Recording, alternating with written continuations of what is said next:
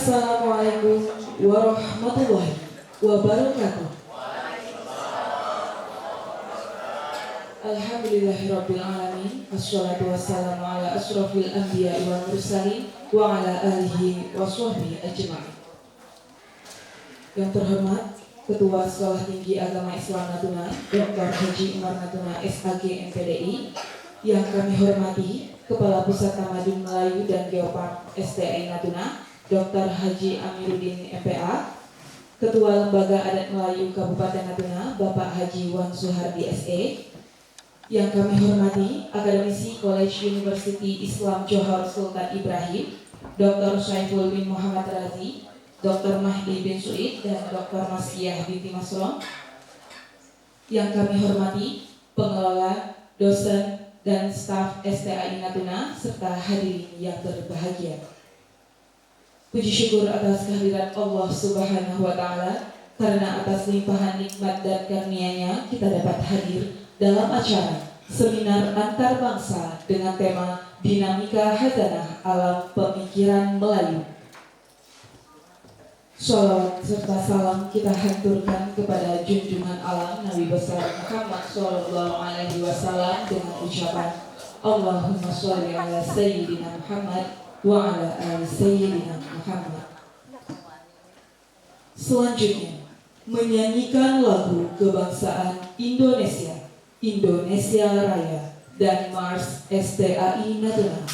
Hadirin dimohon berdiri.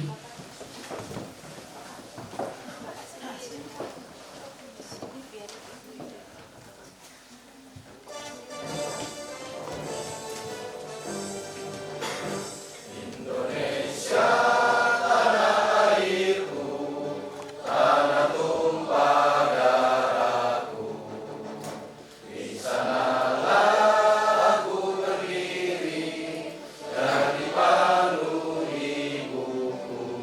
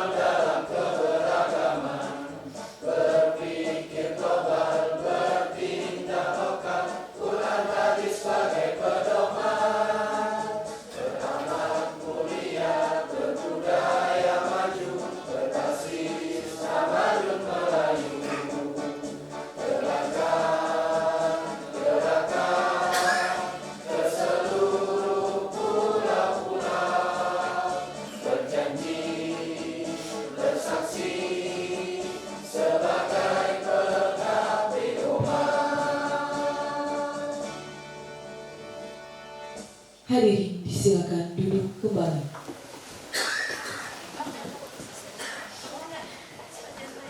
Hadirin yang kami hormati, selanjutnya Gema Wahyu Ilahi yang akan dibacakan oleh Indra Arafah. Kepadanya disilakan.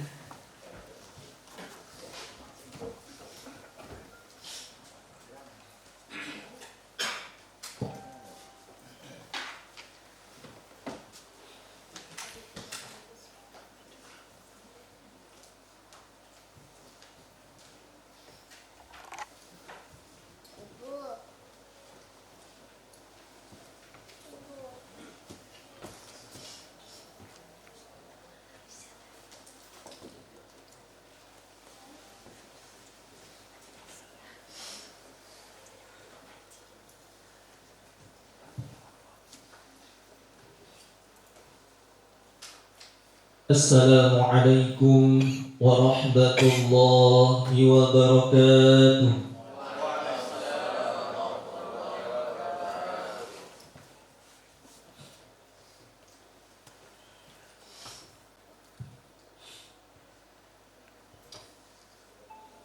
A'udzu billahi minasy syaithanir rajim.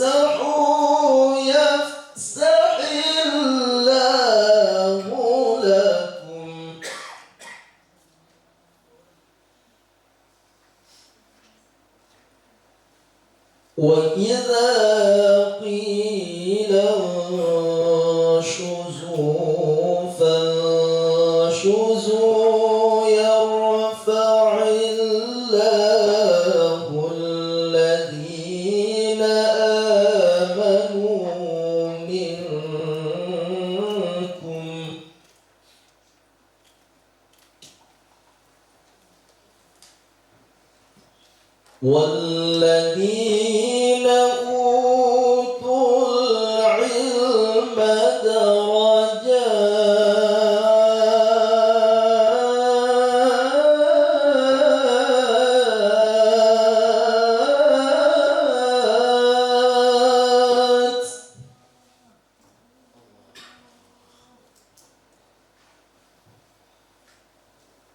والله بما تعملون خبير.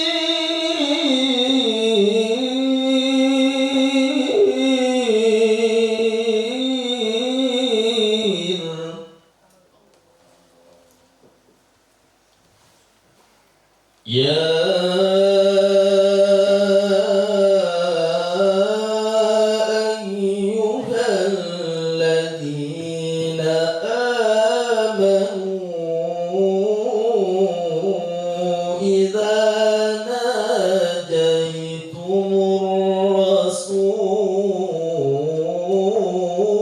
الرسول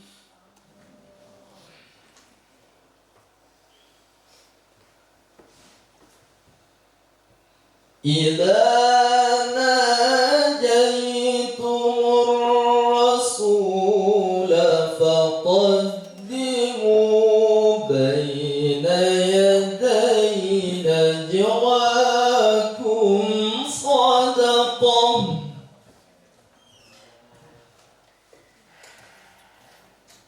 ذلك خير لكم وأطهر فإن لم تجدوا فإن الله غفور رحيم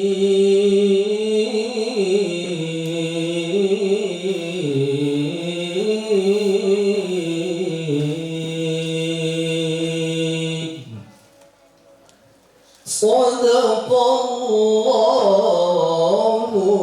العظيم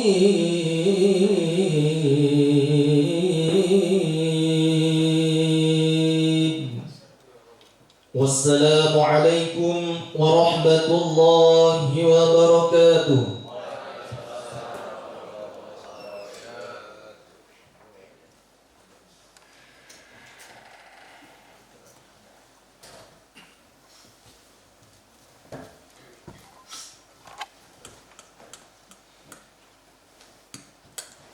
Agar lebih diberkahinya acara kita pada hari ini oleh Tuhan Yang Maha Esa, Allah Subhanahu wa Ta'ala, sejenak marilah kita menundukkan kepala seraya berdoa bersama yang akan dipandu oleh Muhammad Raus. Kepadanya disilakan.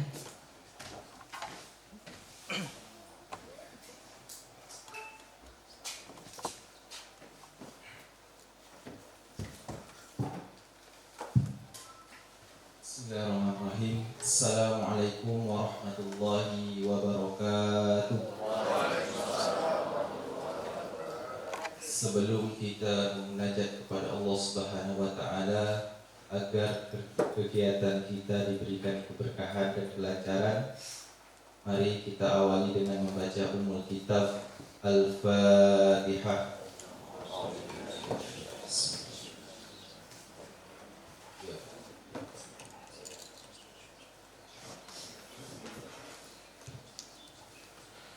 A'udzu billahi minasyaitonir rajim. Bismillahirrahmanirrahim. Alhamdulillahi rabbil alamin. Hamdasy syakirin, hamdan na'imin, hamdan yuwafi ni'amahu wa yukafi'u mazidah. Ya Rabbana lakal hamdu kama yanbaghi liwajhikal karimi wa 'azimi sultanik. Allahumma salli ala sayyidina Muhammadin wa ala alihi wa sahbihi rasulillahi ajma'in. Allahumma ighfir lana dhunubana wa liwalidina warhamhum kama rabbawna shighara wa li jami'il muslimina wal muslimat wal mu'minina wal mu'minat al ahya'i minhum wal amwat wa tabi' bainana wa bainahum bil khairat fil barri wal bahri ya rabbal alamin. Ya Allah, ya Rabb, ya Tuhan kami, pada kesempatan yang berbahagia ini kami mengadakan kegiatan seminar antar bangsa dengan tema dinamika dan khasanah alam pemikiran Melayu. Ya Allah, lancarkanlah kegiatan kami ini. Ya Allah, ya Rabb yang Maha Pengampun, ampuni dosa kami, dosa kedua orang tua kami, dosa bapak ibu dosen kami, dan dosa para pemimpin-pemimpin kami. Ya Allah, ya Rabb, ya Tuhan kami yang Maha Pemberi, berikanlah kami rizki yang berlimpah, rizki yang halal, rizki yang barokah. Ya Allah, ya Rabb, ya Tuhan kami yang Maha Pelindung, lindungilah kami dari mara bahaya, lindungilah kami dari wabah penyakit. Ya Allah, ya Rabb, kabulkanlah doa serta pinta kami ini. Allahumma khtim lana bi husnil khatimah wa la takhtim alaina bi su'il khatimah. Rabbana la tuzigh qulubana ba'da idh hadaitana wa hab lana min ladunka rahmah innaka antal wahhab. Rabbana hab lana min azwajina wa zurriyatina qurrata a'yunin waj'alna lil muttaqina imama. Rabbana atina fid dunya hasanah wa fil akhirati hasanah wa qina azabannar. Subhana rabbika rabbil izzati amma yasifun. Wassalamun ala mursalin walhamdulillahi rabbil alamin. Assalamualaikum warahmatullahi wabarakatuh.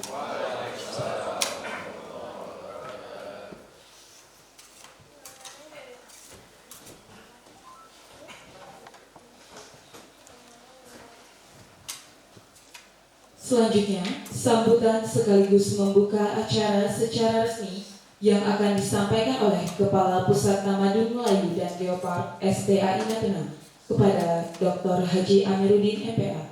Silakan.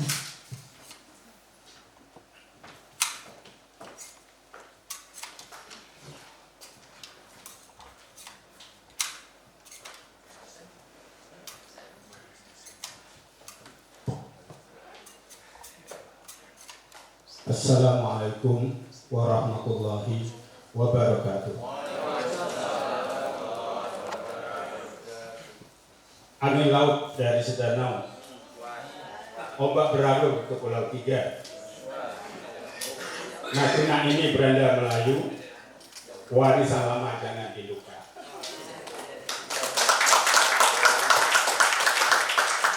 Yang saya hormati pimpinan STAI Natuna, para narasumber yang kami muliakan, para tamu undangan, akademisi, peneliti, dan peserta seminar yang berbahagia.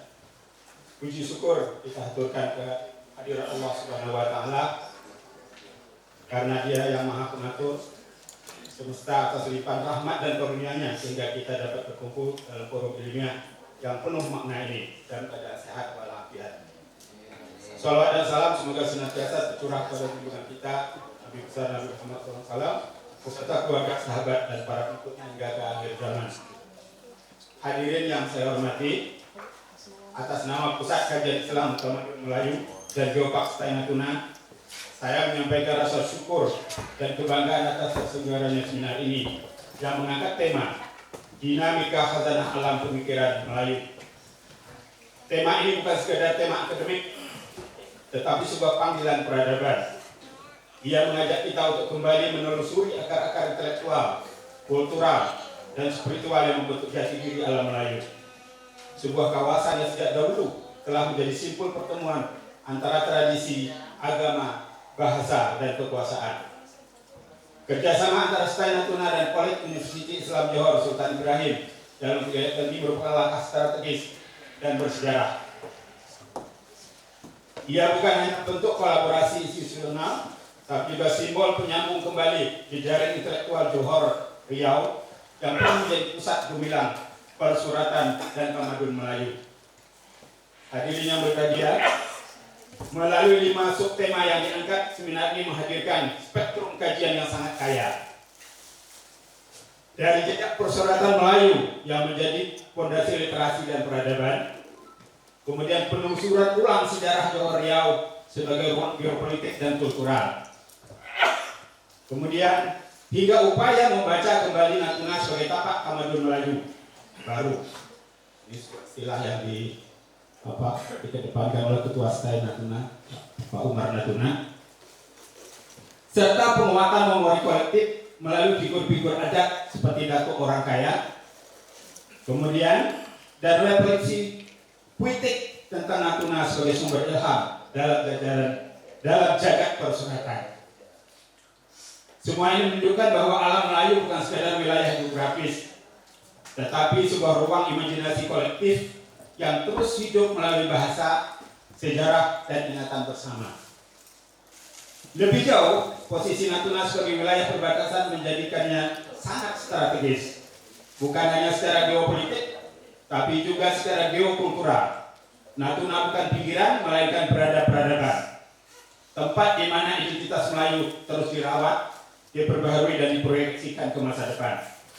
Hadirin yang saya hormati, kami berharap seminar ini tidak berhenti sebagai forum diskusi, tapi mampu melahirkan gagasan-gagasan segar, riset kolaboratif lintas negara, serta rekomendasi strategis dalam penguatan tamadun Melayu di kawasan perbatasan. Akhirnya kami mengucapkan terima kasih yang sebesar-besarnya kepada seluruh narasumber, mitra dari College University Islam Johor Sultan Ibrahim, panitia, serta semua pihak yang telah berkontribusi dalam terselenggaranya kegiatan ini. Diakhiri dengan pantun lagi. Pagi hari ke Pulau Medan, singgah sebentar membeli ikan. Kalau ilmu terus dipakai, tamadun Melayu tetap bertahan. Obat kecil di Selat Lampang, perahu pulang menjelang petang. Kalau umur panjang bersama, kita bertemu lagi di gelanggang yang akan datang. Wassalamualaikum warahmatullahi wabarakatuh.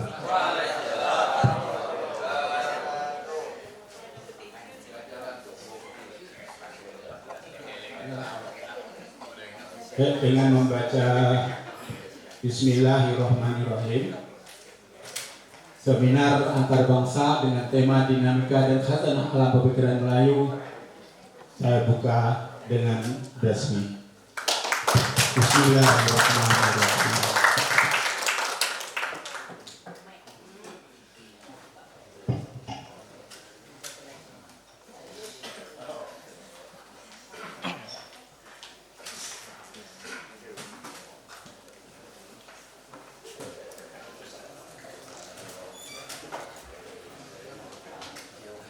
Kita dengarkan bersama sambutan akademisi College University Islam Johor Sultan Ibrahim, Johor, Malaysia. Kepada Dr. Masdiah binti Masrom, kami silakan.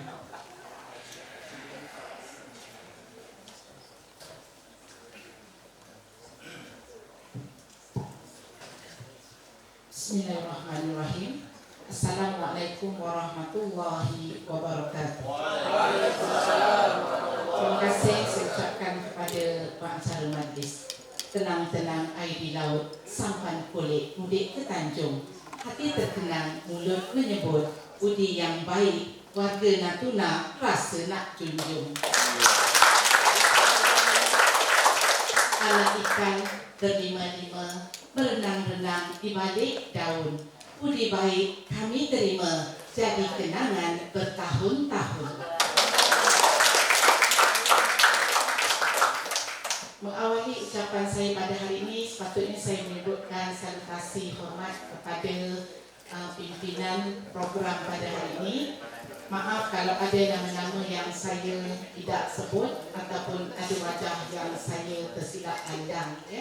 Ucapkan terima kasih kepada Bapak Dr. Amiruddin tadi yang telah berucap. Saya dapat menyebut namanya dengan tepat sebab tak sempat nak tulis.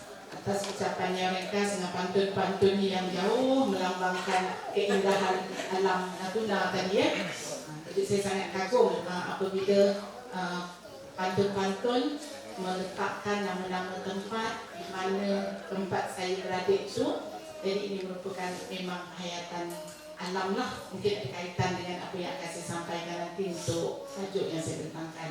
Seterusnya tentu saja kepada Bapak Dr. Haji Umar Natuna ya, yang sentiasa berbesar hati, berlapang dada menerima kunjungan warga College Musik Islam Johor Sultan Ibrahim, sama ada jumlahnya 10, sama ada jumlahnya 3, tapi disambut seperti kami ini macam satu bas atau satu pesawat yang datangnya. Jadi kami sangat terharu sebab malam tadi ada majlis halal bil halal. Jadi itu semua akan menimbulkan satu kenangan manis, terutama kerana ada majlis memotong nasi tumpeng. Kalau saya silap, maaf ya. Dan saya berulang tahun semalam dan tak sangka saya menyambutnya di bumi bertuah Natuna ini. Seterusnya kepada para narasumber yang akan kita sama-sama berkongsi ya, apa yang ingin kita sampaikan kepada khalayak di sini. Dan saya sebenarnya datang ke sini pada kali ini sebagai pengarah Institut Persuratan Alam Melayu. Itu kan tertengok kerana baru 2 minggu dilantik. Aku tersalah sebut nama jawatan sendiri ya.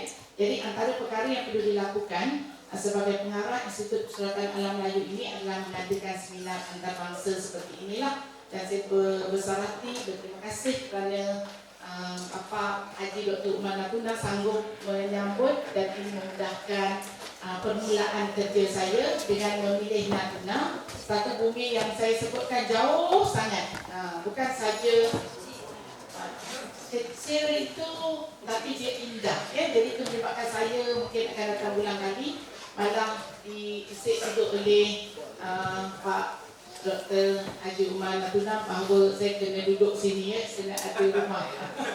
Tapi insyaAllah sebab itu ada program lain lagi, iaitu dari segi kerjasama, iaitu pertukaran dosen, kemudian ada pelajar yang dihantar untuk KKN, kemudian ada penyelidikan yang berterusan, malah pasukan yang lebih besar lagi akan datang ke sini yang pastinya terdiri daripada para ahli akademik, para penulis dan para pendidik. Ini janji daripada Bumi Johor.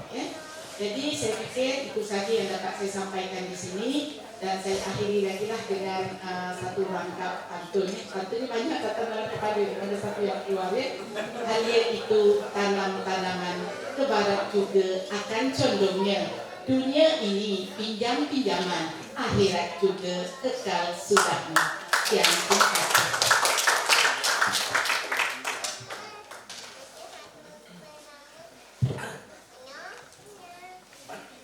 Selanjutnya, penyerahan buku dari pihak College University Islam Johor Sultan Ibrahim kepada para narasumber dan moderator seminar antarbangsa, serta penyerahan buku dari Ketua STI Natuna kepada para narasumber College University Islam Johor Sultan Ibrahim.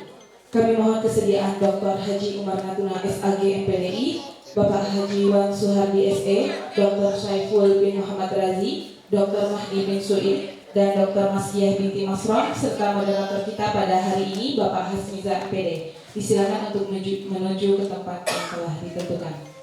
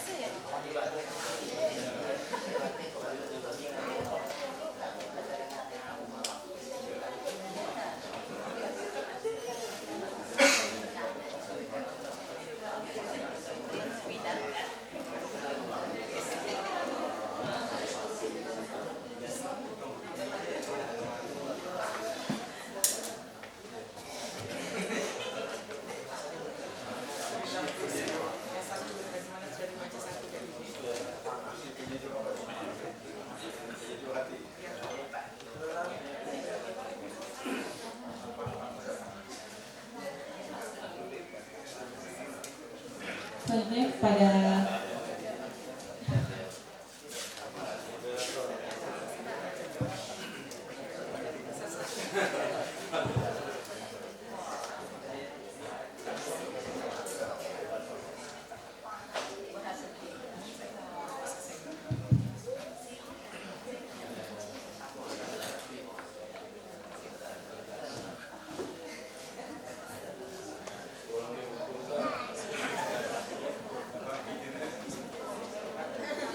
Selanjutnya dari Ketua STI Natuna kepada pihak College University Islam Johor Sultan Ibrahim.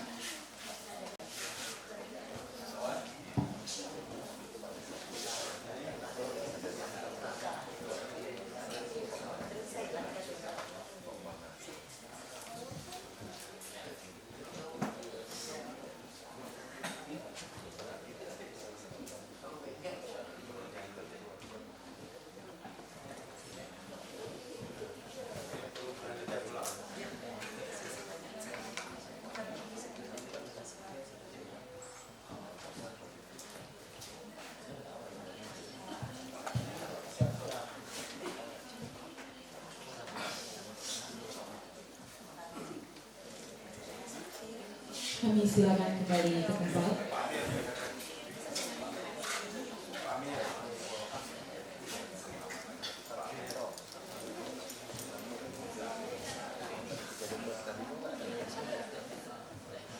Selanjutnya penyerahan buku dari Kepala Pusat Kamadun Melayu dan Geopark STI Natuna kepada Dr.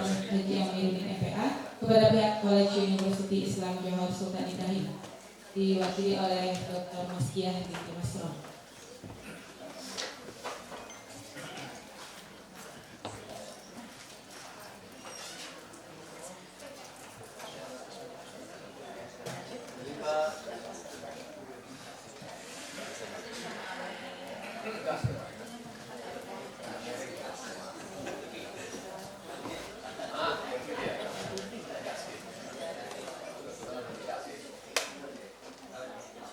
Silakan kembali ke tempat.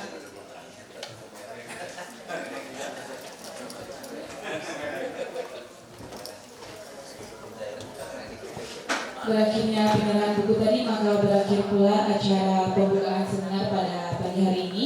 Saya selaku pembawa acara mohon maaf apabila ada kesalahan. Saya akhiri dengan billahi taufiq wal hidayah. Wassalamualaikum warahmatullahi wabarakatuh.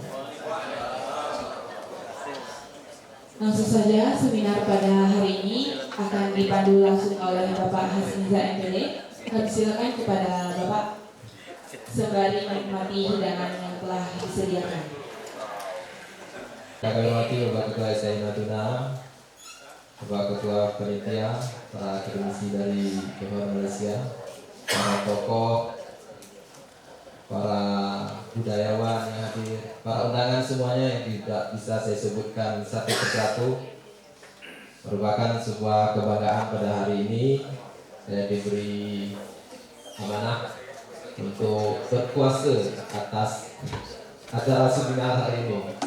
Ya, jadi lebih kurang sekitar 2 jam ke depan kita akan bersama-sama dalam seminar antar bangsa. Satu bangsa sih, cuma beda negara. Satu bangsa, sama-sama bangsa Melayu. Nah, insya Allah kita akan jalani kegiatan ini dengan baik. Saya akan awali dengan sebuah pantun. Nanti kalau untuk semangatnya boleh disambung dengan kata apa? Boleh, setuju ya. Oke, anak kecil suka kelahi.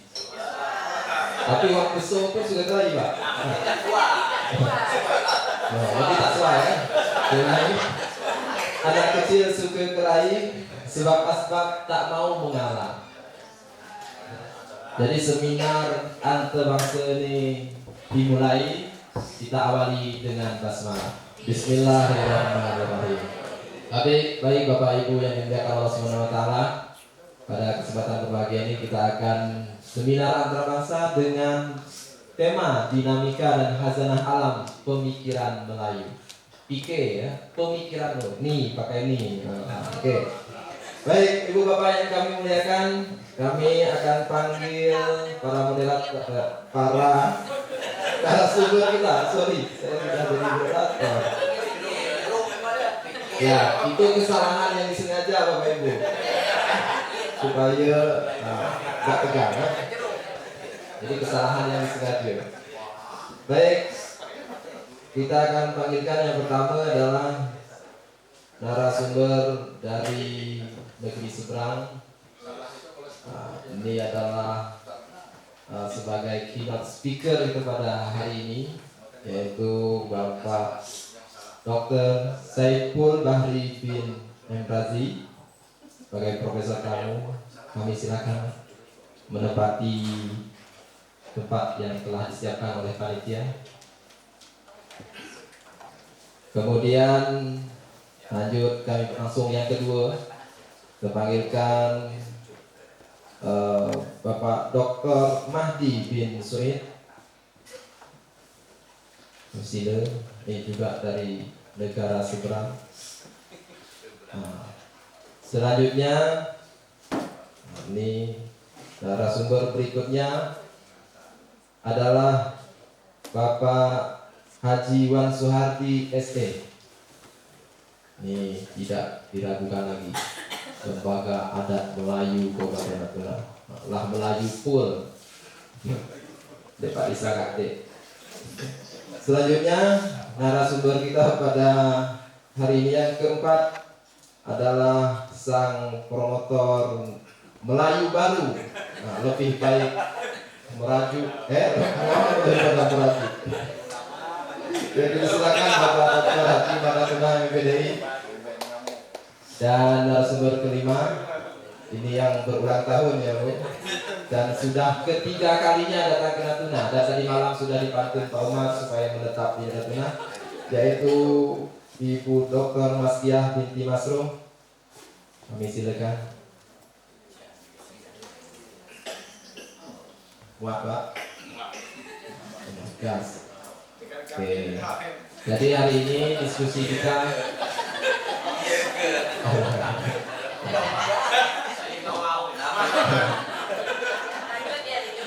Jadi hari ini Bapak Ibu, setiap narasumber nanti kita akan berikan waktu yang tidak boleh disanggah selama 15 menit, 10 tambah 5. Nah, 15 menit nanti boleh berbicara bebas. Nah, nanti berlanjut. Habis ini kita lanjut nanti selama 15 menit. Kemudian baru nanti di sesi akhir nanti Bapak Ibu bisa berdiskusi bersama.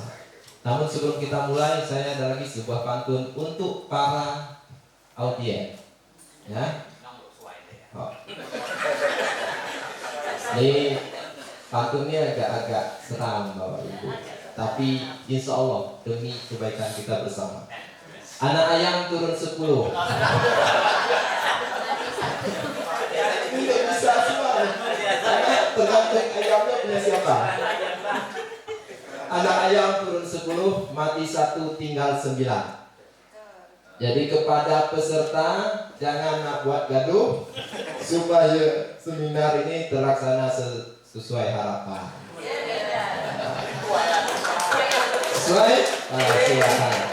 Baik Bapak Ibu, tidak memperpanjang mukadimah. Saya kira Bapak Ibu tidak ingin melihat moderator berlama-lama tentunya. Kita akan mulai sesi pertama, di mana nanti dari keynote speaker Bapak Dr. Saiful Bahri bin Razi, beliau akan berbicara tentang Johor Riau dan Persuratan Melayu, Sastra Sejarah dan Pusat Persuratan.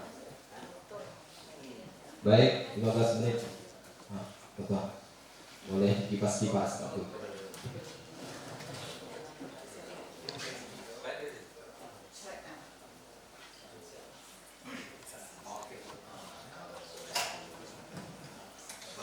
warahmatullahi wabarakatuh. Terima kasih tuan mereka. Malam penangan dia tak saya tahu dia memang orang yang ceria. Kira orang siap. Dia saja. Yang bekerja dengan bantu dan semuanya. Beza perwatakan. Saya bukannya apa? Bukan orang yang formal ke betul-betul. Saya tak pernah tak besar dan sebagainya. Saya memang minat pendidikan, menyelir minat saya.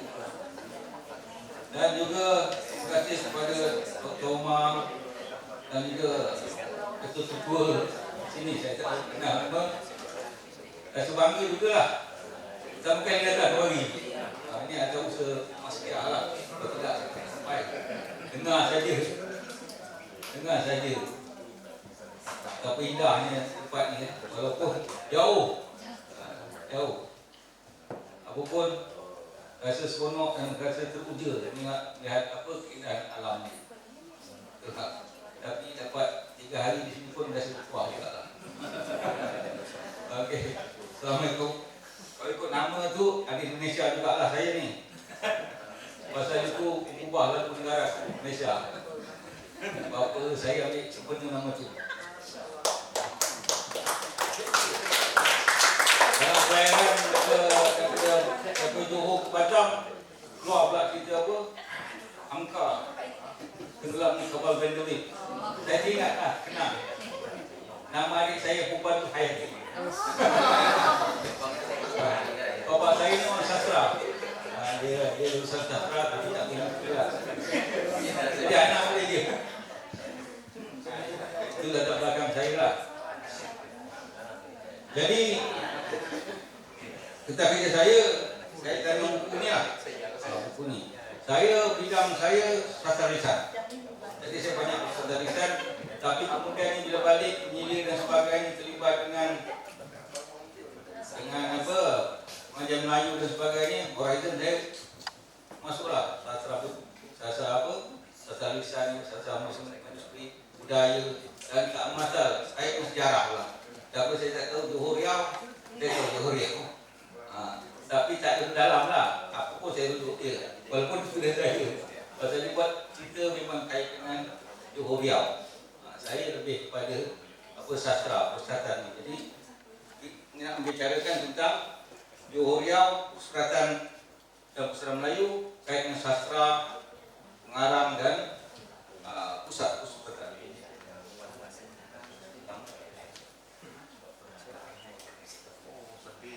Ini chapter dalam buku tu. Ini ada 6 tajuk. Ini kait dengan Muhammad Syed Sulaiman.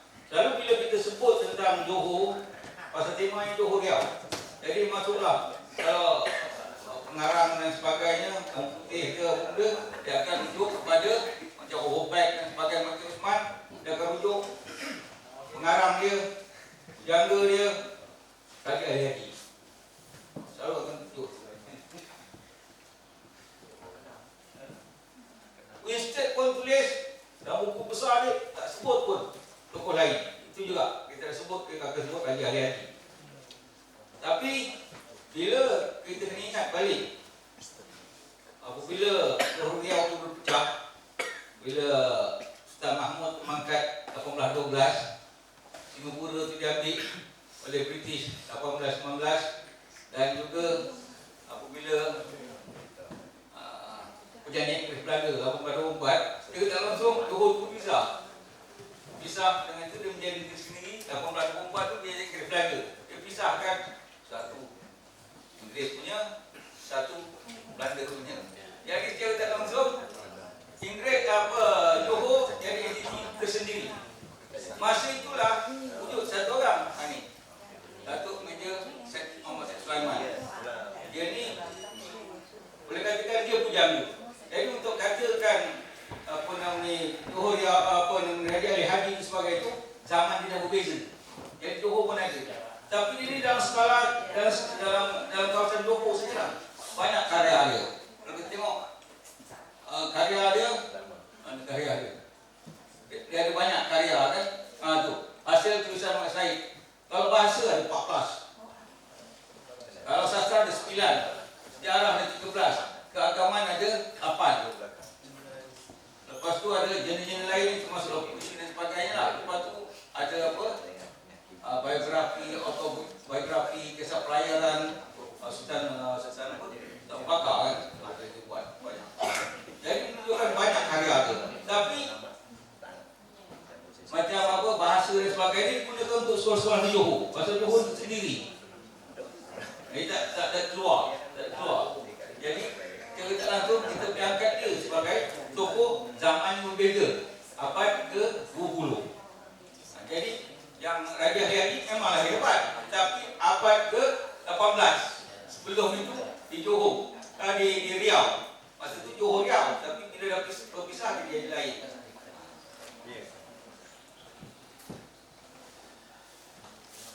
Saya kedua. Ini sambungan daripada ini. Kita dah tentukan siapa dia. Katakan Johor tu. Jadi datang Dr. Madi. Dia ni datang, dia orang sejarah. Nak buat PhD. Jumpa saya. Masa tu pula Mas Kiah baru lepas dia punya PhD. Dia nak buat seminar di Johor. Lepas tu nak buat lawatan ke Johor Riau, ke Lingga, ke Tanjung Pinang, ke Lingga. Saya seronok lah. Pasal saya tak pernah pergi. Untuk berapa pun saya lupa ke. Jadi daripada itu saya kenal dengan Madi. Dia tanya, boleh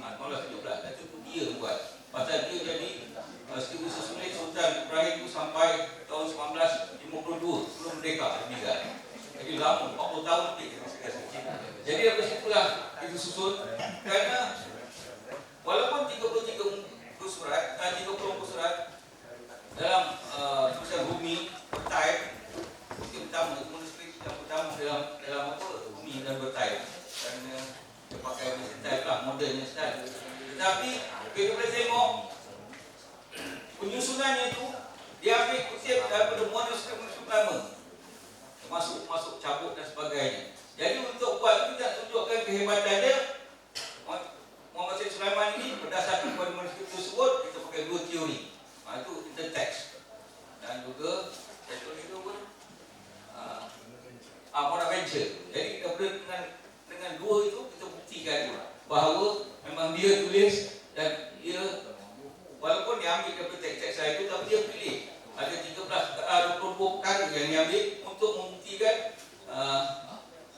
kelebihan dia, kenapa dia angkat keturunan Temunggung. Dari situ kita boleh tahu lah, kerana dia nanti dia kait dengan keturunan Temunggung. Pasal Temunggung ni dalam jalur keturunan Haji itu gaji yang pertama bendahara, ketiga Temunggung. Jadi sudahnya Temunggung tu dah zaman dia lah. Tahun 40 tu Temunggung sudah jadi nombor 1 di Johor. Dia jadi gaji. Bila pertukaran dari bendahara kepada Temunggung dan sebagainya lah. Dan seterusnya slide 3. Ini kaitan daripada semua peristiwa perjalanan saya. Jadi itu saya buat perjalanan 3, kisah 3 pelayaran ke Riau, 4 pelayaran kisah pelayaran ke Riau, 4 pelayaran ini, ada 4 pelayaran abad berbeza pelayanan tujuan. Pasal pelayaran kita boleh tengok dalam sejarah tu, Abu Bakar bila dia jadi raja, dia nak pengesahan tu. Jadi mana rujuk? Dia pergi ke Riau, dia minta tujuan apa nama ni, Raja Ali Hadi, pasal dia tentang adat dan sebagainya, dia yang tahu tentang perkara adat budaya dan sebagainya. Dia pergi dan tak boleh tak dia jadi raja. Raja Ali Hadi kata boleh. Itu gambarkan ke atas tu. Pelayaran kedua tu kait William Matheson. Itu abad ke-20, 1884 itu dia nak mencari manuskrip lama tu, jadi bayar satu Riau dan dia dapat kumpul. Saya pelayaran kita 2 kali pergi. Sekali Mas Kia bawa pasal apa nama ni, nak menjelajah tengok ke pada tu. Jadi saya ambil peluang lah, kerana daripada saya tak ada apa pun maklumat tentang sejarah Riau. Saya tahu Riau dan sebagainya masuk dalam karya sejarah Melayu dari situ. Dan kecil dulu lalu tengok TV ada filem Melayu Sultan Mahmud Mangkali Bilang. Seronok saya tengok tu, kita tangga sebulan dan sebagainya, naik mugat sedrama. Jadi kemudian bila tinggi disusulah makam-makam tersebut untuk melihat kan, bukunya memang betul, bukannya cerita lisan semata-mata. 2 kali saya pergi tu. Masa tu saya masih belum apa. Masa tu yang pertama tu umur 29 tahun. Lepas tu yang kali kedua tu 31 tahun. Lawat ke? Ini bukan itu. Ini bukan. Umur 40 lebih lah masa tu. Ini 3 tahun beza dengan itu. Dengan pelayaran. Okey. Dan jadi saya dapatlah sampai ke Daik dan sebagainya, tengok tapak dan sebagainya, Tanjung Pinang, tengok kubur Tanjung Celak dan sebagainya. Jadi kita sejarah tu. Dan bila sampai tu, sampai Daik dia menariknya, selalu kita dengar pantun apa, Belum Daik macam Belum Tiga tu. Bukunya ada Belum Daik tu. Cabang 3, orang kata sekarang tak ada 3 cabang lah, tinggal 2 saja. Padahal saya makan. Duduk hawa dia kata. Lepas tu dia tunjuk, itu pelapatan dia kata. Jadi pertama kali semua sesuatu yang menarik lah. Lalu kita dengar dalam pantun, lalu kepada saya kita dengar dalam pantun dan cerita lisan dan sebagainya. Jadi kita tengok depan mata. Itu yang menarik. Okey. Terusnya yang ini Palembang. Palembang. Saya tengok Palembang ni ceritanya dah ramai. Macam saya ni dulu asalnya sekolah guru sekolah Tamil. Sekolah Tamil Johor. 5 tahun di Johor. Lepas tu balik ke Selangor, balik kampung kan. Lepas 5 tahun tu 2 tahun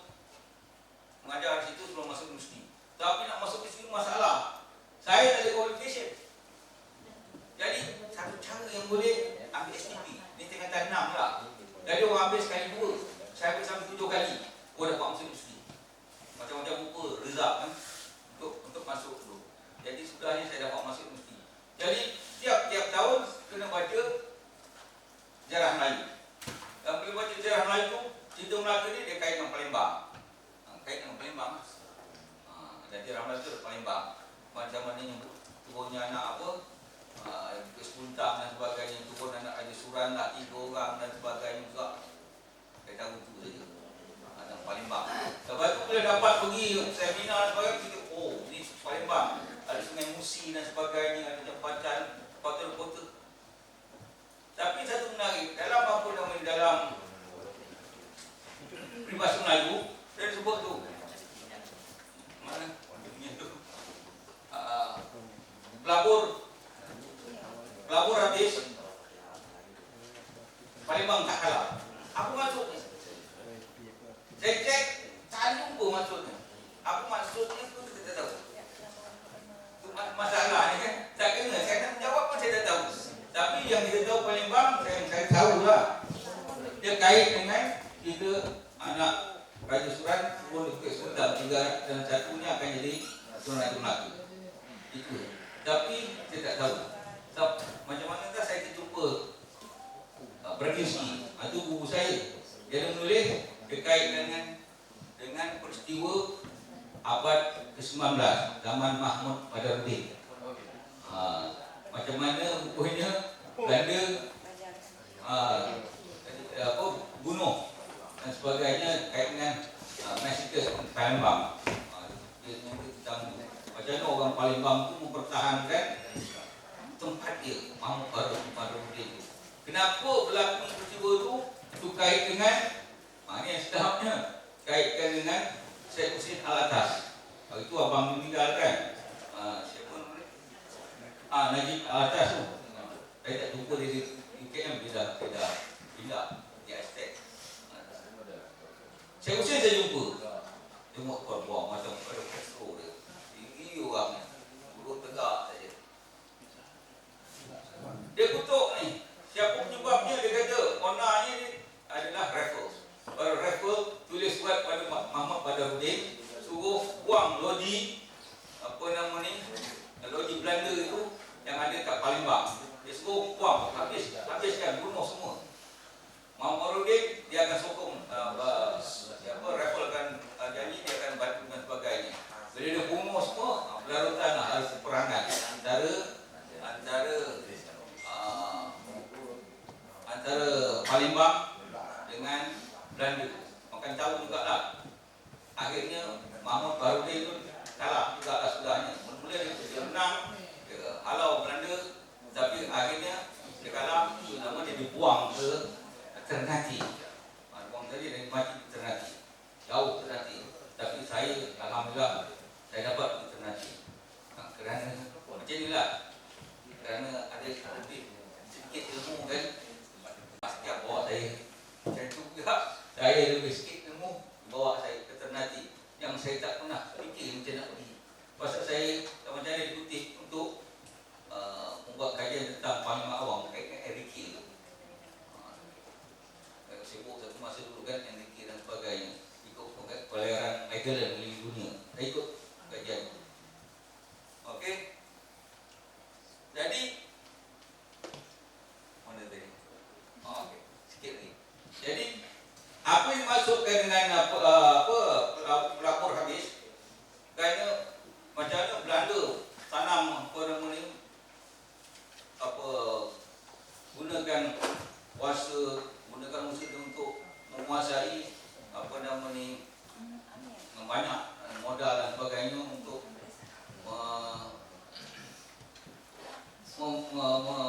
menguasai, mengawal Palembang itu, tetapi kerana orang kebangkitan orang Palembang itu dia dapat menghalau Belanda untuk keluar. Itu maksud peribahasa itu. Okey, seterusnya. Yang ini pantun, jakun dan semangat Luhur Riau. Kalau sini dipanggil orang asli lah, di Malaysia panggil orang asli. Kalau sini panggil orang pinggiran, pinggir. Jadi sini di Malaysia umpam ada tiga golongan orang asli. Satu Senoi, satu Negrito, satu lagi Melayu Porto. Negrito ni kat utara, Kelantan dan sebagainya, dia lebih gelap, keriting rambut. Kat tengah ni masih ada kat tengah. Kat tengah dia Senoi. Senoi ni dia separuh-separuh lah. Tapi dia lebih kita ada buat pada antara selatan Kelantan dulu, masuk ke Pahang, masuk ke Johor sikit. Tapi kalau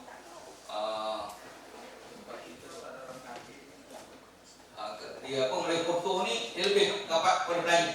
Rupa dia sikit lebih bercakap Melayu dan sebagainya di selatan. Separuh dekat apa nama ni Perak tu bawa sampai ke Johor. Itu semua orang Melayu Porto. Kalau ikutkan di selatan, antara kumpulan terbesar ialah orang Mulu ataupun orang Jakun. Ini banyak dekat sungai, lempaman sungai Endau Romping. Sebahagian sungai itu masuk ke Pahang, sebahagian masuk ke Johor. Di situ. Kalau ikut sejarahnya, dia jadi masa zaman Johor Riau, dia jadi macam penjara, dia mengawal orang-orang orang-orang Jakun dan ataupun orang Hulu ni untuk mencari hasil-hasil hutan untuk dibagi pada keturunan raja, ambil dan bawa ke Singapura hasil hutan macam lilin, gaharu, kayu dan sebagainya, kayu untuk dijual. Antaranya termasuklah pernah getah perca. Masa itu cukup mahal untuk sampai masa itu digunakan untuk menyalur wayar untuk telefon. Itu buat kaya kepada keturunan Tenggung di Johor. Jadi dia bawa dan sebagainya lah. Jadi kalau kita tengok, saya kebetulan pergi ke Sungai Romping, jumpa seorang dia berpantun, pandai pantun. Kita dapat kutip 142. Di dalamnya pantun-pantun itu banyak menggambarkan tentang tempat-tempat di Johor, toko-toko di Johor dan sebagainya lah. Jadi kita tengok bahawa orang Mulu ataupun orang Jakun di Johor itu memang ada kaitan dengan keturunan Johor. Itu yang katakan dalam pantun itu ada semangat Johor Riau. Pasal rajanya masa itu bukan Johor. Terus ini pengabdian Johor dalam karya kontemporari. Ini ceritakan tentang apa, kalau kita tengok dalam ikut masa, Johor banyak melahirkan pengarang yang besar dan sebagainya lah. Antaranya Tun Selanang itu sendiri, kita tak buat Johor. Tun Selanang, Penawang, itu orang Johor.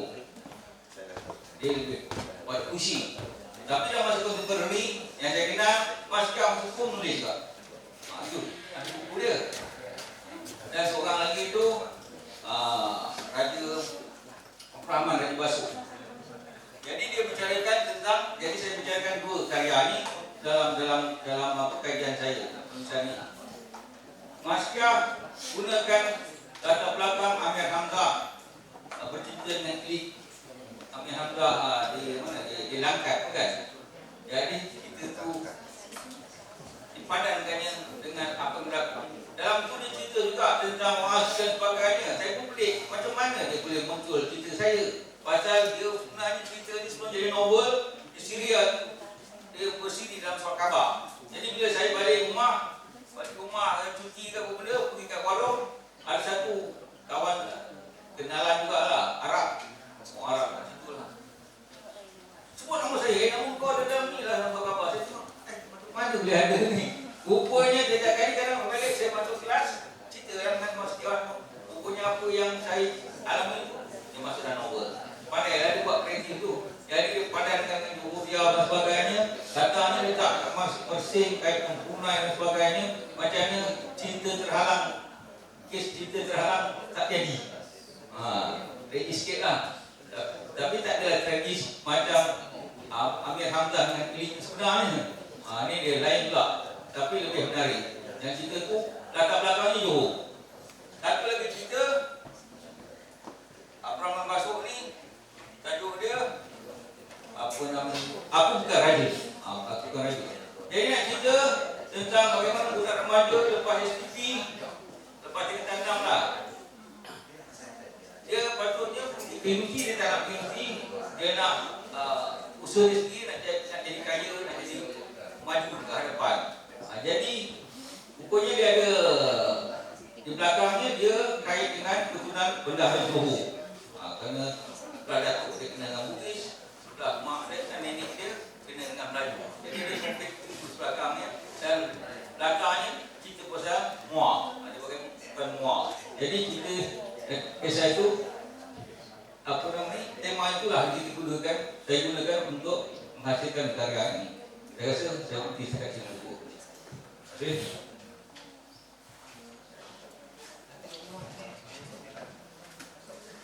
Baik, kita berikan tepukan yang meriah. Luar biasa ahli sejarah tulisan ya. Saya kutip tulisan di buku beliau ini untuk beliau, karena tadi beliau sudah salah menilai saya. Memang begitu, lagi menyamar semalam. Cik Mimi dagang Cik Mimi gitu ya Pak. Pucuk pulai, anak Cik Baba makan angin. Tuan umpama kayu beringin, lemah lembut dipinang angin. Masya Allah. Sekali lagi beri tepukan yang meriah untuk Dr. Saiful Bahri Hemrazi yang telah berbicara tentang Johor, Riau dan Persatuan Melayu. Tentunya Bapak dan Ibu punya pertanyaan kan? Ada? Oke, kalau ada tahan sejenak, kita nanti boleh bertanya setelah pesan-pesan berikut ini. Baik, Bapak Ibu, kita lanjutkan dengan narasumber kedua. Beliau adalah Dr. Mahdi bin Suid. Nanti akan berbicara tentang sejarah Johor Riau, penziarahan semula. Kepada Pak, kami silakan.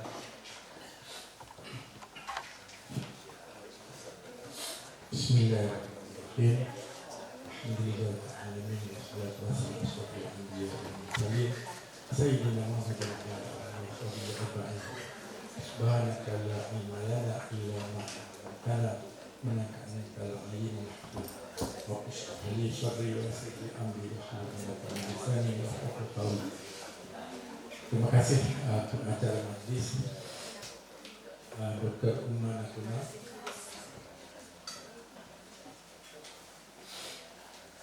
Dr. Umar Natuna, Ketua Said Natuna, Dr. Amiruddin, Kepala Pusat Kamar Melayu dan Geopark Said Natuna, Haji Wan Suhadi, Ketua Adat Lembaga Melayu Natuna, dosen-dosen dan juga hadirin sekalian. Assalamualaikum warahmatullahi wabarakatuh. Okey, tajuk saya ialah sejarah Johor Riau, penziarahan semula. Okey, apa maksudnya penziarahan semula? Kita menziarah semula. Pada saya, kaedah penyelidikan sesuatu isu, sesuatu tajuk itu, kalau kita berdasarkan kepada sumber perpustakaan, ada kelompangan, ada kelemahan dia. Jadi saya mengambil inisiatif dan saya juga terasa kagum dengan seorang orang Jepang, dia American Japanese. Nama dia adalah Michael Nakamura. Dia telah membuat kajian tentang pelayaran Laksamana Cheng Ho ataupun Zhang-Ho, Zhang-He, kita kenali sebagai Cheng Ho. Cheng Ho ni saya lihat dia punya dokumentari. Dan nanti boleh tengok dalam bahagian B, bahagian kaedah penyelidikan itu di bawah.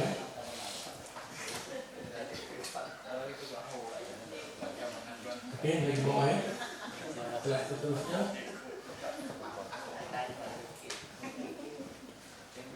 Okey, sementara mencari bahagian yang 1.2. Bagaimana? Okey, lagi bawah. Lagi. Okey, lagi satu ya. Lagi. Okey, lagi satu. Lagi bawah. Okey, ini saya masukkan dengan penziarahan semula. Nama dia Michael Yamashita ya. Dia fotografer daripada National Geographic. So dia pergi tempat Cheng Ho dilahirkan. Cheng Ho atau Maposa dia di Nanking. Nama dia Maposa. Ma ni menggambarkan Muhammad. Ya? Kalau di Cina Ma tu biasanya beragama Islam. Dan Cheng Ho ni kalau kita susul balik keturunannya, dia adalah keturunan yang ke-33 Nabi Muhammad SAW. Dia beragama Islam. Okey. Jadi dia pergi ke Nanking, ke tempat Cheng Ho dilahirkan. Dia menceritakan bagaimana Cheng Ho itu dikembiri, dipotong ketika kemaluannya ketika umurnya 7 tahun. Sebab apa? Sebab dia tak lagi, kalau boleh tak nak lagi keturunan mereka ni dia akan dapat keturunan. Sebab tu kalau kita lihat Cheng Ho, badannya besar, lebih tinggi daripada saya 7 kaki. Ada yang kata sampai 7 kaki. Sebab tu gambar-gambar di museum semuanya gambar dia tinggi 6 kaki lebih. Ya, sebab dia dikembirikan. Dan dikatakan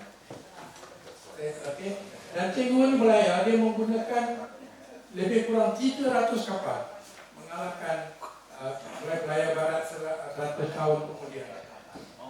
300 kapal dan berapa anak kapal? Anak kapalnya lebih kurang 28,000 orang. Ini bukan satu jumlah yang kecil. 7 kali pelayaran. Jadi Yamashita ni dia pergi tempat sampai dari Beijing dan saya lihat laluannya sampai ke Vietnam dan sampai ke Natuna. Tapi setakat ini saya belum ada catatan daripada Mahwan yang pencatat ya menceritakan pulau di sini. Tapi laluan perjalanannya 7 kali itu dia melalui Natuna. Ya, dan Natuna dia pergi ke Jawa, kemudian dia pergi ke Melaka dan sampai India, sampai Hormuz 7 kali. Tapi apakah catatan yang dibuatnya? Walaupun ini mengambil lebih kurang 600 tahun dulu. Sebab ini dia buat dalam tahun 2000 lebih ya. 600 tahun dulu, apa yang dicatatkan oleh Mahwan, pencatat Cheng Ho, lebih kurang sama saja. Sebab itu, nak mengkaji sejarah Johor, saya merasakan bahawa kajian-kajian berkaitan contohlah. Kita kalau nak kaji sejarah Johor ni, paling kurang kita kena baca 2 teks. Yang pertama ialah Tufah Hanafiz, Raja Ali Haji. Ada yang katakan ada hadis dari dua bapanya, Raja Ahmad, dan satu lagi ialah Hikayat Siap. Satu yang berpihak atau pro kepada Bugis, satu lagi pro kepada Raja Kecil Siap atau Melayu Siap. Jadi kalau kita baca Tufah Hanafi, kita akan sokong orang Bugis. Dia menggambarkan tentang kehebatan orang Bugis dan sebagainya. Tapi kalau kita baca Raja Kecil atau Hikayat Siap, dia menyokong Raja Kecil. So bagaimana kita nak buat keputusan, nak buat kita kata hasil daripada bacaan kita tadi, perpustakaan kita tadi. Tak mampu untuk kita, tak sebaik kalau kita buat penziarahan. Jadi oleh kerana sejarah Johor Riau, saya bertapak di Johor, kemudian saya susun balik pokoknya banyak tempat yang berkaitan dengan sejarah Johor Riau, termasuk Pulau Tujuh. Dan alhamdulillah saya dapat sampai di sini. Mungkin ini tempat-tempat yang terakhir berkaitan dengan sejarah yang saya telah pergi, yang kebanyakan saya telah pergi. Antaranya ialah di Palembang, kerana para suara itu asal dari Palembang. Kemudian Makassar, Boneh berkaitan dengan orang Bugis. Boneh juga saya sudah sampai. Kemudian Aceh, ya, Puteri Pahang berkahwin dengan Istana Budak Mahkota Alam. Kemudian ada Tun Silana rupanya dari Johor dibawa lebih kurang 40,000 orang di Samalanga, Aceh. Kalau nak pergi dari Bandar Aceh itu mungkin nanti masih dalam 3-4 jam baru sampai ke Samalanga yang menjadi pusat pendidikan yang terkenal di Aceh. Kemudian saya pergi ke Bulang, yang kita tak tahu di Bulang itu rupanya itulah pusat. Kalau nak tahu sejarah orang Bugis, kena pergi situ. Di Bulang itu ada makam Tun Abdul Jamal dan juga Tun Maimunah, anak kepada Daim Farani. Daim Farani itu adalah anak daripada Daim Rilaka yang pernah duduk di sini. Daim Rilaka ini duduk di sini bersama dengan anak-anak dia. Ya. Jadi masa Daim Farani dia pergi berperang di naik atas sikit saja pergi ke Kemboja. Bila dia pergi ke Kemboja, isteri dia bersalin melahirkan anak di sini, sebab tu namanya anaknya dari Kemboja. Ya, dia pernah tinggal di sini dulu. Ya, di Pulau Tujuh dulu. Ini kawasan dia sebenarnya. Ya, tapi itu makamnya saya tidak tahu di mana. Ya. Okey, kemudian di selatan Thailand juga ada berkaitan dengan sejarah Johor, kerana Sultan pernah pergi berkahwin dengan ada cerita tentang Dang Sirat. So bila ada pelajaran kita tadi, mahasiswi kita tadi menari-nari, saya mengingatkan kepada Dang Sirat. Raja Sultan Johor pergi sana tengok orang tari, tapi dia berkenal pada Dang Sirat, tetapi Dang Sirat ini dia pakai ilmu guna-guna dan sebagainya. Dan akhirnya dia berkahwin dengan Sultan. Tapi Sultan dia malu, akhirnya Sultan balik. Itu kena pergi ke selatan Thailand. Lepas itu ada juga berkaitan dengan Raja Kuning dan sebagainya lah di Thailand. Ya. Kemudian Dayak Lingga, ini perkara biasa. Nak kaji selalu kena pergi Dayak dan juga Lingga. Itulah tempat raja-raja yang lari ke sana menjadi pusat pentadbiran di Pulau Penyengat.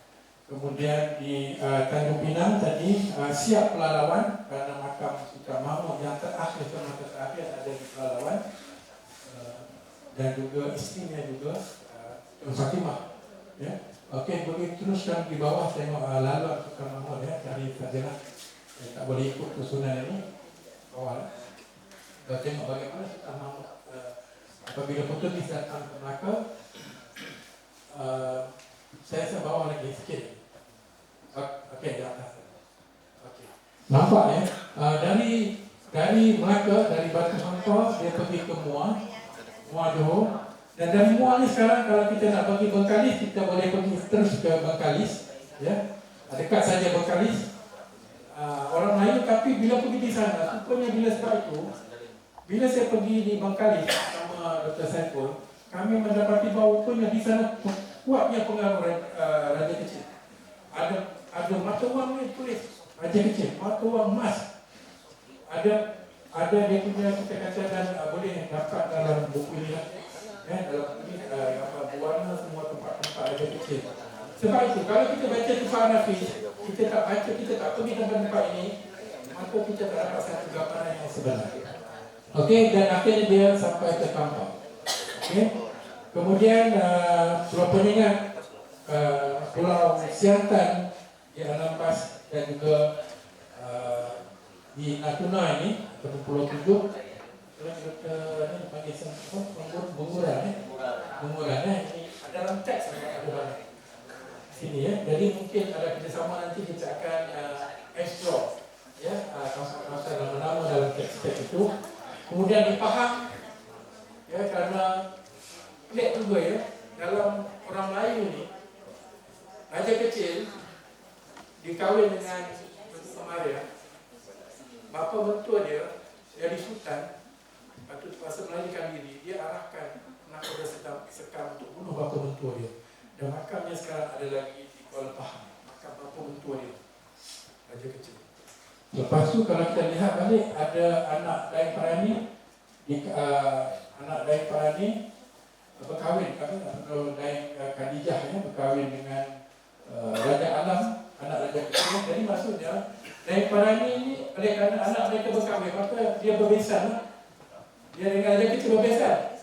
Tapi kita pergi ke Kedah, mereka berperang di sana dan akhirnya Daim Parani kurban di Kedah. Makamnya ada lagi di sana. Makamnya. Dan dikatakan dalam teks Tufah Nafis, dia kata Daim Parani tak ada anak, kecuali anak perempuan. Tapi bila saya pergi di sana, rupanya di Kedah ada anak lelaki. Kerana sebab itu kita tak boleh kaya juga dengan teks apa yang ada. Jadi keturunan Daeng Parani yang ke-8, Nur Aliza ini perempuan tapi dia selalu mimpi datang orang pakai polong dan sebagainya datang pada dia. Lepas tu di rumah dia kata malam-malam ada orang mengaji, dengar orang mengaji dan sebagainya. Itu seram. Okay. Jadi ini menunjukkan bahawa sesuatu sumber tu kalau kita tak pergi tempat itu kita tak dapat yang sepatutnya. Ya. Jadi akhirnya ikut sumber daripada sumber lisan, sumber lisan Daeng Parani kalau dalam gambaran Pak Nafi dan juga dalam Mekasia dia terkena peluru. Tapi di sana dia mengatakan bahawa keturunan yang ke-8 mengatakan bahawa dia terkorban kerana terkena buluh yang diberitahu oleh orang-orang dia kepada Raja Kecil. Itu ada bersumber lisan. Okey. Jadi kawasan Johor Riau yang saya sebutkan tadi terlalu luas nak dikaji. Inilah kawasan-kawasan dia. Jadi kawasan-kawasan ini dikesampingkan. Kawasan ini mungkin bukan dianaktirikan, tapi nampak macam orang Malaysia pun kami tak beri fokus. Kami hanya sampai ke Johor saja. Riau Lingga kami abaikan. Dalam sukatan pelajaran hanya ada satu topik tajuk tingkatan 2 yang mengatakan pada kita tentang Johor Riau. Sikit saja. Kami tidak ceritakan tentang semua pulau-pulau ini kerana dari segi geografi, dari segi sempadan, dari segi politik kita habis isu saja. Sementara Indonesia pula juga tidak kurang memberi perhatian. Kurang memberi perhatian mungkin kerana Indonesia ini adalah satu sebuah negara kepulauan yang paling besar di dunia. Negara kepulauan yang paling besar di dunia. Dan juga dia ada lebih kurang 17,000 pulau. Ya, ada 700 bahasa. Kemudian ada 38 provinsi. Dan yang paling menakutkan saya ialah ada 130 yang aktif lah. Gunung berapi lah itu. Ini masuk lalu-lalu. Jadi itu yang aktif ya. Tapi saya lihat orang Indonesia biasa saja. Tunggu tentera datang dia datang baru dia lari ya. Baru dia pindah. Okey. Gunung berapi itu membawa kesuburan. Jadi ini menyebabkan kawasan ini dia macam diambilkan. Sama ada oleh kerajaan Malaysia dan juga mungkin oleh Indonesia. Sebab itu ada kawasan-kawasan tertentu yang kata hasilnya banyak. Kalau kami di Sarawak kan, kami banyak. Kenapa kami kata hasilnya juga banyak? Begitu juga di kawasan-kawasan di sini saya juga membaca beberapa ketika dari aktualisasi ini kurang puas hati. Kenapa hasil banyak yang tak diberikan bagi pembangunan di kawasan. Okey. Jadi saya hanya kalau nak faham boleh atas sini ya. Okey. Kesimpulannya kalau nak faham sejarah Johor ini kita kena balik kepada ini. Kita balik kepada yang pertama ini adalah keturunan Sultan Melaka. Sebab bila Melaka jatuh pada Portugis, anak dia ya, pada masa ini Sultan Mahmud ya, Mahmud mangkat pada 1528 di Kampar. So dia hantar anak dia balik iaitu Sultan Alauddin dia Shah I. Ini anak Sultan Mahmud dengan Tun Fatimah. Tun Fatimah ialah anak kepada Bendahara Tun Mutahir. Tapi kalau kita baca dalam teks Suratul Salatin, Sultan Mahmud berkahwin dengan Tun Fatimah sebelum itu dia bunuh bapa mentua dia. Bunuh suami kepada Tun Fatimah, bunuh keturunan Tun Mutahir. Tinggal lagi 2 orang saja termasuk Tun Fatimah. Ya. Jadi sampailah kepada Sultan Mahmud mangkat di Julang. Yang bawah sekali. Yang nombor 8 itu Sultan Mahmud mangkat di Julang. Jadi Sultan Mahmud ini dia sebab dalam sejarah Melaka Johor nama Mahmud banyak dia kebanyakan nama Mahmud ini bawah ni adalah zaman kejatuhan. Itu sejarah kebetulan. Mahmud ini dia meninggal, dia tidak ada isteri. Dia meninggal dunia, dia mangkat ketika umurnya lebih kurang 21 tahun. Ya, lebih kurang umur 21 tahun. Dan dalam teks, ya, Tufat Nafi dan juga Ikat Jauh Serta Paham dan juga lain-lain, Ikat Siap dan sebagainya. Saya baca juga sumber dari Kolanda, Tengok digambarkan, ya. Ada 4 yang mengatakan cara dia nak makan. Yang pertama, dia nak pergi masjid. Bagus tak makan macam kita? Ada orang tandu, lepas tu dia pergi sembahyang masjid di Kota Tinggi. Yang kedua, ada yang kata dia dibunuh ketika Laksamana ada dekat siram, ketika dia nak pergi bersirah, nak pergi mandi. Ya. Ada lagi satu, bila yang mengatakan dia dibunuh di pasar. Ini sumber Belanda. Dibunuh di pasar, kemudian mayatnya dipamerkan, dibunuh, dibalut dengan kertas kain saja. 1 hari dalam itu. Jadi ini menunjukkan bahawa kalau mati nak pergi masjid itu lebih baik. Jadi kita baca yang itu lebih baik lah. Tapi semua lebih baik tak ada lagi. Tapi kalau nak pergi mandi itu nombor 2 lah. Dibunuh. Tapi kita tak tahu yang mana betul. Jadi kalau kita pergi tempat-tempat ini masih ada lagi. Okey, yang kedua ialah dinasti bendahara. Bila Sultan Mahmud yang Shah kedua mangkat, dia tak ada anak.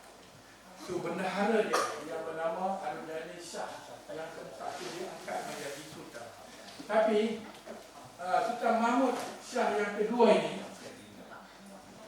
dia ni satu ada kekejaman dia, sumber daripada British. Masa tu senapang baru sampai. Dia macam mana dia nak test senapang itu boleh ni. Dia ambil dia punya pengawal dia, ambil sini dia cuba dia tembak. Kalau mati betul lah senapang tu. Maknanya dia buat itulah.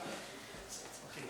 Tapi kalau benda yang tragis macam bagaimana dia angkat bila dibunuh dalam gambaran Raja Ali Haji Bini, dalam gambaran yang lain lah. Ya, itu saya tak perlu cerita lah. Ya. Perlu cerita lah. Tak perlu. Okey, tak tahu. Jadi akhirnya salah seorang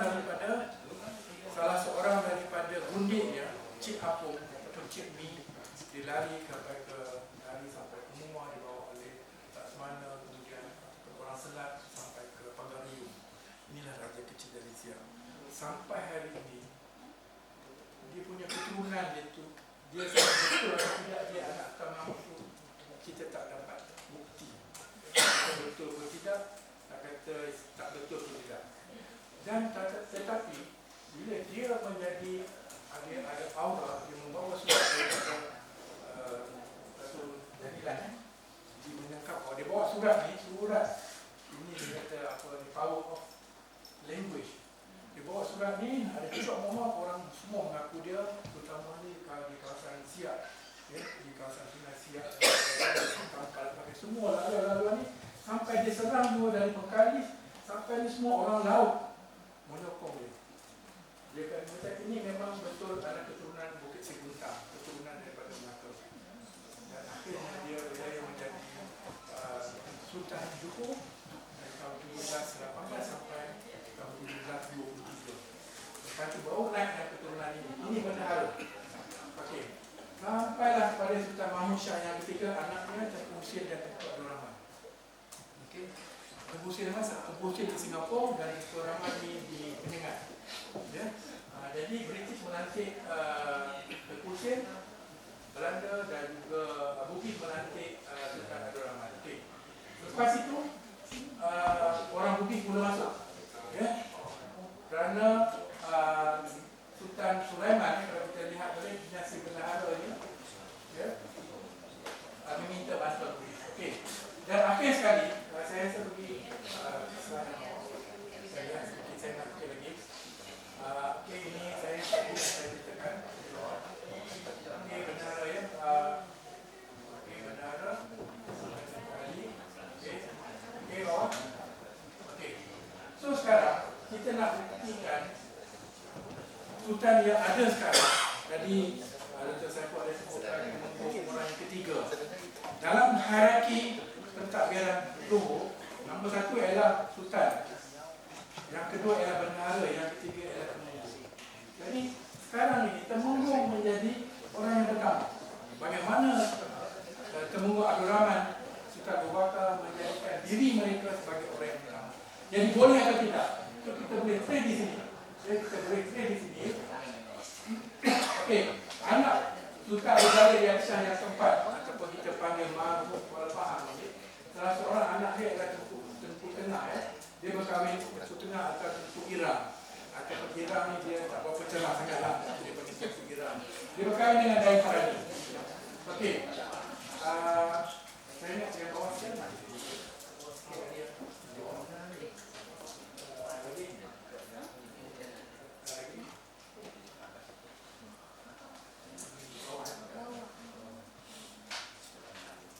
Ada 5 menit. Ya.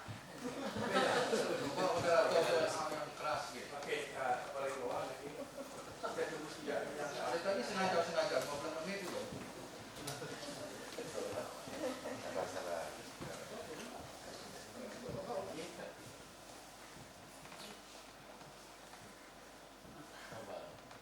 Biasa.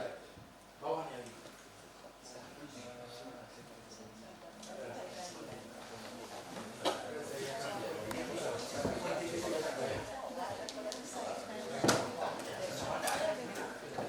Okey. Saya ceritakan.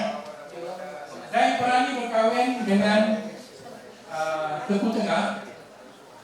Dia mendapat ada anak. Pak Dai Farani di Kedah berkahwin. Saya katakan tadi isteri yang terakhir adalah adik kepada Sultan Kedah. Sebab dia menang di sana, mereka awal dia menang, jadi dia kahwin dengan Tengku Aisyah. Dapat anak lelaki juga. Tapi dalam teks Raja Raini tak sebut. Okey. Ini betul ya. So sekarang Dai Farani berkahwin dengan tapi ini keturunan dia. Tun Abdul Jamal. Okey. Saya rasa ada lagi satu slide di bawah ni. Okey, Tun Abdul Jamal ni adalah keturunan bendahara Tun Abbas. Dia berkahwin dengan Tengku Maimunah, anak Dai Farani dengan anak Dai Farani. Jadi maksudnya di sini keturunan Sultan Johor sekarang adalah Temenggung. Dia berkahwin dengan anak Dai Farani atau Tengku Tengah, maksudnya mereka adalah keturunan raja juga. Sebab itu dia pergi di sana, Raja Ali Haji kata boleh Sultan Bakar boleh jadi Sultan Johor kerana keturunan salah silang. Sebab keturunan mereka pernah jadi Sultan Johor, tapi dari keturunan bendahara. Sebab masa itu dah tak ada putus yang salah silang daripada orang raja. Okey, bawah lagi tak? Ini baru. Okey, kita lihat di sini ya. Temenggung Abdul Jamal dan Tengku Maimunah berkahwin dan mereka dapat anak 3 orang. Dai Celak ni ada banyak Dai Celak, tapi ini anak mereka Dai Celak. Yang kedua ialah Dai Kecil Tun Abdul Hamid dan Empu Muda. Sebenarnya Empu Muda nak jadi nak menggantikan mereka ni menjadi macam yang Empu Muda. Empu Muda walaupun mak dia orang Bugis, bapa orang Melayu, dia nak Melayu. Walaupun mak dia orang Bugis, tapi yang lain tu mak dia suruh dia jadi Bugis. Akhirnya dia letak jawatan dan dibagi kepada Dai Kecil, Dai Abdul Rahman. Ini masa mereka duduk di Bulang, kemudian sampai kepada Dai Ronggek atau Temenggung Ibrahim, sampai Sultan Abu Bakar, sampailah Sultan yang ada sekarang. Lepas Sultan Abu Bakar, Sultan Ibrahim, Sultan Ismail, Sultan Iskandar, Sultan Ibrahim balik sekarang. Okey, akhir sekali saya ajaran daripada. Okey, saya mengutip keseluruhan ini. Apakah pengajaran yang kita dapat daripada sedikit sejarah beliau? Yang pertama, antara kuasa, nafsu dan percaturan politik keluarga. Raja Kecil dan bapa mentuanya, Raja Kecil membunuh bapa mentuanya seperti yang saya katakan tadi. Raja Kecil dan Dai Farani, walaupun mereka berbesan, walaupun mereka adalah biras, tetapi mereka berperang bunuh-membunuh. Tapi yang seronoknya saya lihat dalam sejarah ini, dalam teks Tufan Nafis ataupun Persia ni, waktu siang mereka berperang, waktu malam dia pergi tanpa bawa senjata pergi jumpa isteri dia. Sebab isteri dia tu pergi jumpa isteri dia pergi pendengar. Jangan bawa apa-apa. Jangan bawa apa-apa. Tinggal tanggalkan senapan yang panjang itu. Okey? Malam boleh, pagi esok pergi lain berperang pula. Maksudnya kuasa politik sanggup. Dia bagi arahan kepada nakoda sekam pergi membunuh bapa mentua dia. Bapa mentua dia yang terpaksa melarikan ke perangan untuk faham. Waktu ketika bapa mentua dia sedang berwirid, ada teks, dia berwirid. Habis main subuh pergi bunuh. Ya? Itulah masa yang sampai ke mana pun tak habis-habis. Yang kedua, di dalam Perancis mengatakan cekah sedar kena, maksudnya peranan dia kata dalam setiap peristiwa besar mesti di belakang dia ada wanita. Banyak saya masukkan di sini. Saya satu contoh saja. Kalau pernah dengar nama Encik Puan Bulang. Encik Puan Bulang ni anak Engku Muda. Engku Muda ni ialah anak Tuan Jamal dan juga Tuan Maimunah. Sebenarnya Jam Tuan Muda Jaafar, orang Bugis di Penengat, dia suka Engku Puan Bulang, ataupun nama dia diperkatakan nama Buntat. Engku Puan Bulang dia suka. Tapi Engku Muda bapa dia ni tak bagi kepada orang Bugis, tak suka dengan orang Bugis. Dia sepatutnya dia dengan orang muda. Kenapa? Jadi dia ni pun nak mengambil Puan Bulang ni sebagai isterinya. Dia kahwinkan dulu dengan Tengku Hussein yang jadi Raja Sukan Singapura yang pertama. Jadi yang kecewa ni adalah Raja Jaafar. Sebab itu bila pemilihan Tengku Abdul Rahman dengan Tengku Hussein, jadi siapa bakal Sultan Johor, Raja Jaafar tak pilih Tengku Hussein kerana dia dulu telah merebut cinta hatinya daripada dia. Maksudnya ada cerita ni sebaliknya. Begitu juga dengan Tun Fatimah dan juga Sultan Alauddin tadi ya. Sultan Alauddin adalah Sultan Johor yang pertama, bukan berketurunan daripada Melaka dan tak ada pada masa itu. Tun Fatimah bila dia berkahwin dengan Sultan Mahmud Shah yang terakhir, Sultan Melaka yang terakhir, dia cukup kecewa kerana suami dia dibunuh. Bapa dia Tun Mutahid juga dibunuh kerana fitnah Sikitun oleh Raja Mandela. Kemudian adik-beradik juga dibunuh. Dia memang cukup kecewa. Tapi oleh kerana Sultan Mahmud ni dia dah lari faham sampai ke kapal, mungkin dia telah menyesal. Jadi Tun Fatimah memberi kata dua kepada suaminya, Sultan Mahmud. Sebab pada masa itu Sultan Mahmud ada seorang anak yang bernama Sultan Muzaffar. Sultan Muzaffar telah menjadi raja muda, maksudnya dia bakal menjadi Sultan Johor. Tapi Tun Fatimah bagi kata dua, kalau Sultan Mahmud tak nak, dia sedang mengandung, kalau tak nak nanti dapatkan anak yang dikandungnya sebagai Sultan Johor, maka dia akan menguburkan. Ada yang mengatakan kali kedua, ada yang mengatakan kali ketiga kandungan. Jadi Sultan Mahmud merasa menyesal atas perbuatan masa lalu, maka dia terima. Maka Sultan Muzaffar Shah pun alat-alat kelengkapan dia bagi kepada Sultan Ali yang kemudian bergelar Sultan Alauddin. Semua bagi kepada dia. Sultan Muzaffar Shah kecewa. Dia ada di Kampar, pergi ke Selangor balik, dia dilantik sebagai Sultan Perak yang pertama. Sebab itu dan keturunan Sultan Perak yang sekarang, Raja Nadir itu adalah keturunan Sultan Muzaffar, anak Sultan Mahmud Shah. Satu-satunya keturunan Melaka yang ada di Malaysia sekarang adalah Sultan Perak. Dan sebab itu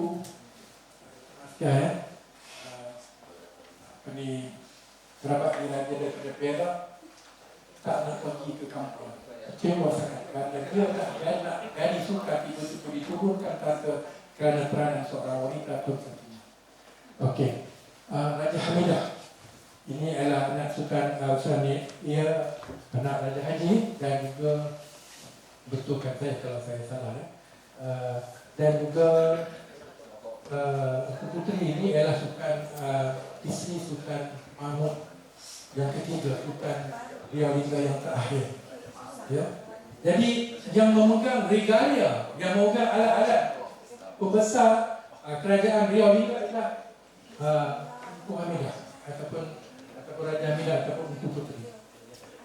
Dan dia tak iktiraf Tunku Hussein, sebab itu Tunku Hussein bila ditabatkan oleh British di Singapura, dia tak ada rekaman. Sebab itu di belakangnya ada seorang wanita, walaupun selepas itu Belanda pergi rampas semua regalia itu kemudian dipulang balik. Jadi saya rasa setakat satu lagi ialah kesetiaan yang laku, perjanjian Bugis Melayu, upacara mengarut dan sebagainya. Okey, sebab orang Bugis kalau habis ada sukan yang baru naik, dia mesti buat upacara itu. Mengarut, cuba cari.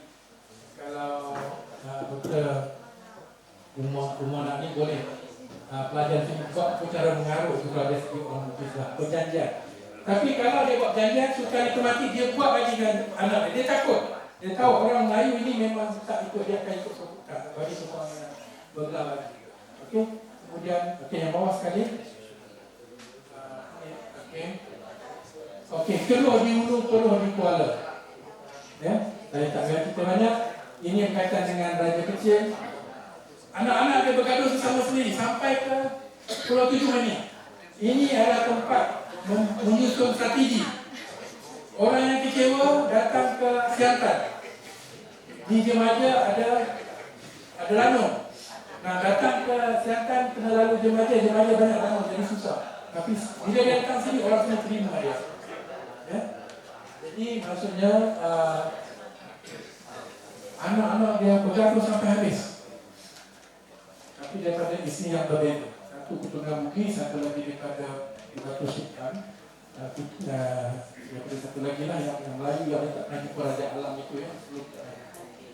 Jadi mungkin Raja Kecil dia, saya katakan dia mati beragan juga. Apa maksudnya beragan? Mati bukan disebabkan penyakit, sebaliknya akibat kerinduan yang amat sangat, kesedihan dalam cinta yang tidak sampaian, menggambarkan kematian yang berpunca daripada tekanan emosi atau tekanan jiwa yang berat. Mati dia sungguh digambarkan dalam teks, dia sungguh pergi dekat makam makam isteri dia, Raja Kamariah di Buantan Besar. Kalau kita pergi di Siap ada makam dia. Jadi kita hari pergi situ. Tapi lepas itu anak-anak dia bergaduh bersama sendiri. Ya, jadi mungkinlah kalau lah itulah ini pengajaran untuk kita. Kalau kita pegang amanah, kalau kita tak betul, bawa-bawa nanti akhirnya kita akan tak betul. Jadi saya nak saja, jadi terima kasih kepada pihak yang menganjurkan program ini. Kalau ada apa-apa yang tak ini boleh rujuk kepada buku saya, ada beberapa yang boleh dikatakan di sini. Semuanya berwarna dan saya ambil masa membuat penyelidikan ini dari tahun 2015 sampai 2025 baru habis. Penyelidikan ini, jadi mungkin memberi manfaat. Dengan itu saja, terima kasih. Assalamualaikum warahmatullahi wabarakatuh.